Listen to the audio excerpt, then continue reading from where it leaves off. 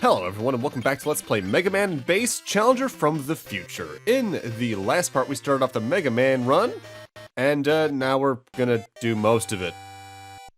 Partially because of his Mega Buster like I brought up before, partially because I was just more familiar with the game by this point. The Mega Man run is ultimately the shorter one and the stages kind of flow together better, but his Buster is the main reason for any of that.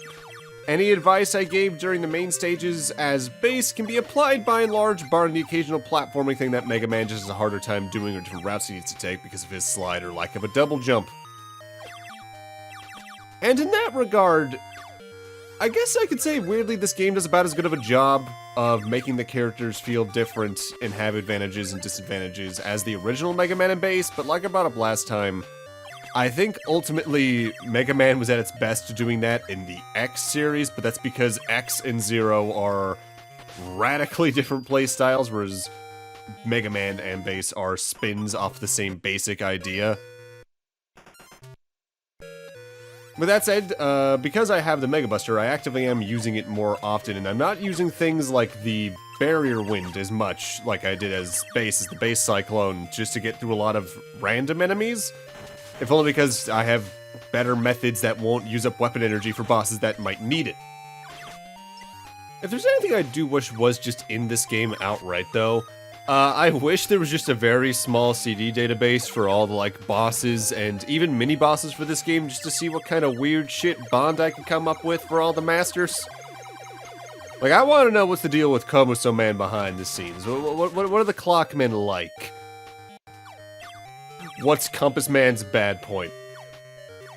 There's untapped comedy there, and because this franchise basically never touches these Robot Masters again, barring the references to them in the Archie comics here and there very sparsely, and Mega Man ZX Advent, we'll never get it. What a shame, what a shame. There was a part of me that was actually kind of surprised with Mega Man 11 that we didn't get, like, even just a small CD database in that game for the new Robot Masters on top of the ones for 9, 10, and anything that came between. Like, I guess maybe you would tie them to Dr. Light's lab challenges and all that, just to have a more concrete way of having them all be consistent. But at the same time, like, the Robot Masters for 9, 10, and 11 all had a form of bio, just not the same type of layout as Mega Man and Bases, so eh. Also, another thing, I think part of the reason why the Mega Man run goes faster in general is partially because Mega Man himself is just able to get through stages more quickly on top of his higher damage potential output. Because once again, he can move while he shoots while Base can't, so I can just shoot at something while I'm running towards it or just charge right on through it without having to worry as much. Sure, if I take damage along the way, oh well, there's probably gonna be health in the near future anyway. This is a game you probably could take a pretty Pyrrhic approach with and just literally walk through as much as you can, and see what happens. The game's very, I'm not gonna say flat level design, but very homogeneous level design, kinda helps with that. The levels don't really do a lot to stand out from each other, barring Aircon Man's whole, vertical stage orientation, or, I've already forgotten if it's Clockmen's or Compassmen's lower gravity, or flipped gravity, rather. Either way, we're on to Komusoman. Pattern is the same as it was as Base, which unfortunately means we're also not able to hit him for a good first bit of the boss fight. Base has an easier time avoiding this fight's main attack just because you can jump twice to avoid it, but as you can see, Mega Man can just jump once as long as you time it right and still get over it, no problem. The kind of annoying thing is when he's also dashing, he's invulnerable, which means right the first time you think you should be able to hit him, you still can't, and that's just kind of annoying. Barrier Wind is powerful, but as you can see in this fight, it can definitely be tricky to have, do a lot of hits, and be efficient. Oh yeah, he also sprouts out fire, I forgot about this.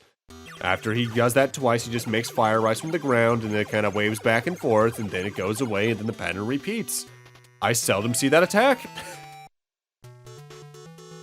But for beating him, we don't get the Doppler attack this time, we get the Doppel Crash, which is more of a charge forward, sort of like a close-range melee attack than Base's can move in all 8 directions mini-clone attack.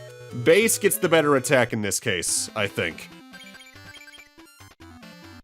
And since I have some bolts, I'm gonna check and see over here what's going on at the shop. I don't think I actively buy anything this visit, but yeah, here's everything you can get. You can even see the Mega Man and base exclusive items as the opposite character, which is a little bit different than the last game tended to handle it, if memory serves. But, a lot of the things in this game are too expensive for the rate that you get bolts at.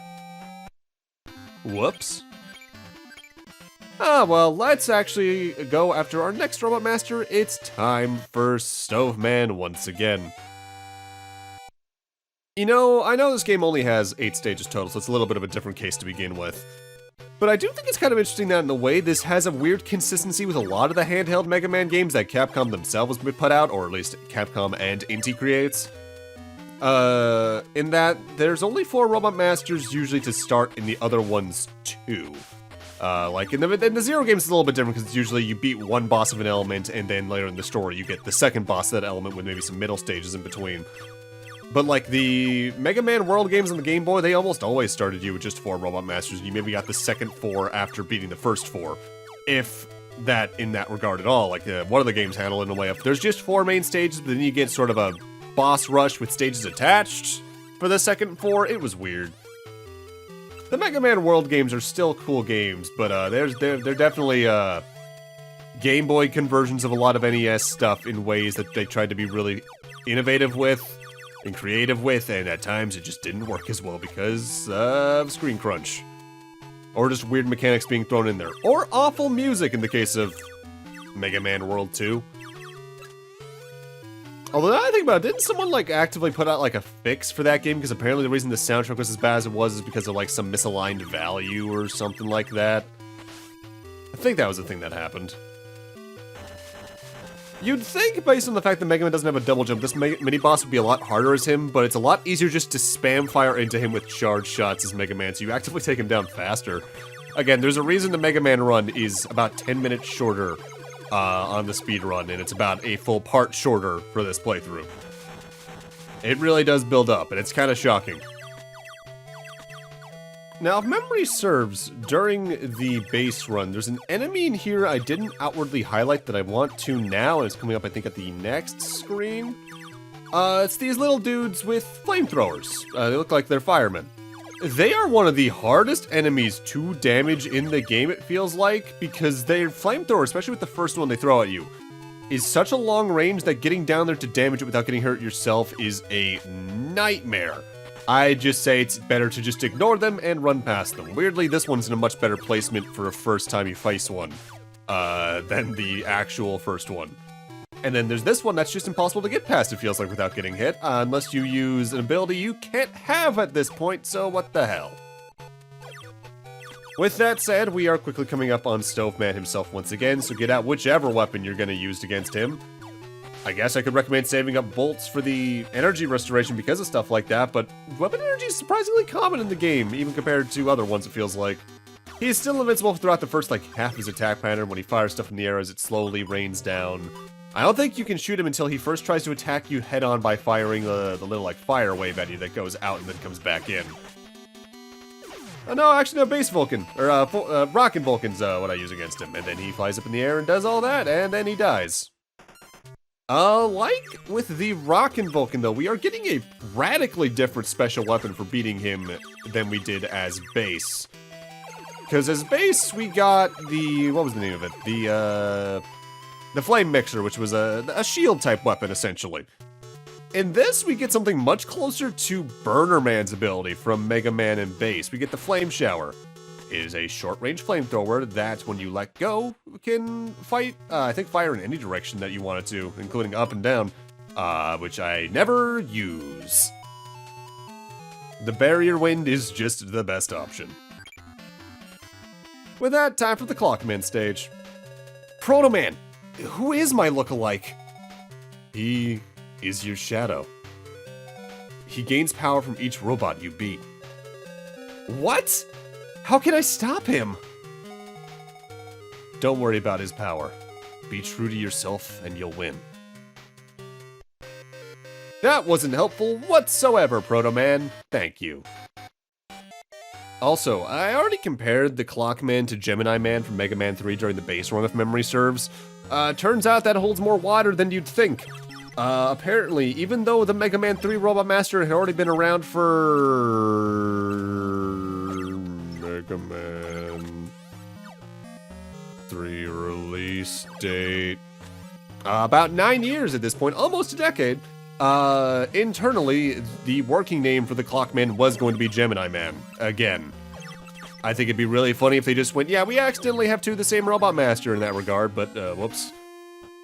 This is kind of funny in a way that we end up getting another Clockman of sorts and Time Man powered up. And even then, it wouldn't be the first time that characters just weirdly had to get their names changed or shared a name with something else in the franchise. I think one of the most famous instances of that is probably the Zero games, as I covered in those, where the villain of the later ones, Dr. Vile, spelled Dr. W-E-I-L, in like a German way, is straight up called Dr. Vile, V-I-L-E, in the Japanese text. But they had to change it because there's already a Vile in the American naming lexicon for Mega Man because of the character from Mega Man X, who's named Vava in Japan. From memory, though, we're coming up on arguably some of the hardest platforming in the game, barring a set of screens in the final level for Mega Man. We're coming up on some springs, like ones right out of Mario 1, where you get on them and you hold the jump button, and then you go high up in the sky. This first jump can exemplify why these are kind of a bad idea for someone without a double jump, because they set up some of the screens in such a way where you need to be on the very edge of the spring to make it to the opposite end without falling. God, that was close. That is the easier of the few times you have to use the spring in this stage. Because the second, and I think any other times where that spring shows up, which isn't too many, there is a very low ceiling that will just completely destroy any vertical height you're trying to gain, or even kills, I think, your horizontal momentum. And just makes making the jumps as Mega Man a complete pain of precision. And it's weird, too, because as either character, the platforming in this game otherwise is not a problem. It's just these damn springs. I used to not like how this game and even Mega Man 11 have mini-bosses every stage, but I think it works in either game in a weird way. In Mega Man 11, it's because there's less stages in that game to begin with, and they're usually longer stages, so it makes sense to have like that good breather point. In this game, it's because, looking back, they're actually, I'm not going to say better feeling than a lot of the main classic mini-bosses, but they're different feeling. And I think most of that comes down to these mini-bosses aren't just a giant sprite on the screen that only has like 3 frames of animation that tries to attack you, like a lot of the later game mini-bosses or even the later NES game Fortress bosses tend to be like. Oh, also, Mega Man just has a very easy time in the anti-gravity section because you can skip like the first half of it by sliding into this passage here. Kind of funny, and I think that extra life might respawn. Don't quote me on that though, I forget how respawning things works in this game. I think some of the items do, some of them just don't as well. Admittedly, something that kind of makes me laugh about this game, though, is that, not for nothing, with the horizontal levels, they handle screen crunch in this better than the GBA version of Mega Man and Base. It's easier to see things melee. Again, it's because they keep the games largely to one screen of this size at a time without much for real horizontal scrolling before you get the transition period between rooms. And in that regard, that means it also technically handles it better than the early Mega Man Zero games. Because 0, 1, and 2 especially, it's kind of hard to see in some of those stages, as used to them as I am. So hey, you know what? Good on them for handling that better in some regards. Does make me wonder though, I brought up last time, like, oh, this is the really rough jump, by the way. I don't like this one, and I mess up like that, huh? Not for nothing, I brought up last time, I think, talking about, like, the history of the Wonder Swan a little bit more in depth, maybe that was 2 parts ago. That a lot of the later Wonder Swan games got ported. Could you imagine a world where this got ported to the Game Boy Advance under Capcom's licensing? That would have been weird. Alright though, the Clockmen are about as easy as they were as base as Mega Man, because any changes they would have due to your playstyle doesn't really matter because you can just get them on the ground anyway. I am kind of surprised in some regards that these bosses don't do a thing. Oh, that's what the clock does. It's a screen nuke. It's the lightning bolt ability from Dynamo Man. Okay. Well, there you go. I forgot what I was going to talk about, so let's in fact talk about the fact that the weapon you get for Clockman as Mega Man is identical to the one as base. You stop time for, I think, about 4 or 5 seconds, And you're completely impermeable and undamageable when you're like this. You can walk through enemies, you can walk through the projectiles, anything. Good stuff, good stuff. But with that, I'm going to need to end this off here. Thank you guys for watching, and in part 7, we go finish this LP off. See you guys then.